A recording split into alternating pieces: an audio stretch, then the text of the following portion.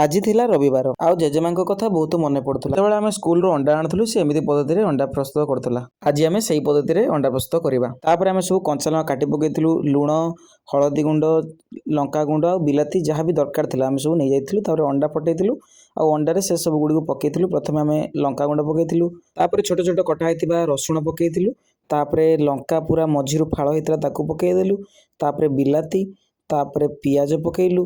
ଏସବୁ ପକେଇ ପକାଇକି ତାକୁ ଆମେ ଭଲ ଭାବରେ କ'ଣ କଲୁ ଗୋଳେଇ ଦେଲୁ। ଗୋଳେଇବା ସମୟରେ ମନେ ପଡ଼ିଯାଉଥାଏ ଛୋଟବେଳେ ଘଟିଥିବା ବିଭିନ୍ନ ଘଟଣା। ଗୋଳେଇ ସାରିବା ପରେ ତାକୁ ଆମେ କ'ଣ କଲୁ ନା ଗୋଟେ ପାତ୍ରରେ ତାକୁ କଦଳୀ ପତ୍ର ଦେଇକି ତା ଉପରେ ସୋରିଷ ତେଲ ଏମିତି ଭଲ ଭାବରେ ତାକୁ ଚାରିଆଡ଼େ ମାଖିଦେଲୁ। ମାଖି ସାରିଲା ପରେ ସେଇ ଅଣ୍ଡା ଗୁଳାତକ ଆମେ ତା ଭିତରେ ଢାଳି ଦେଇଥିଲୁ।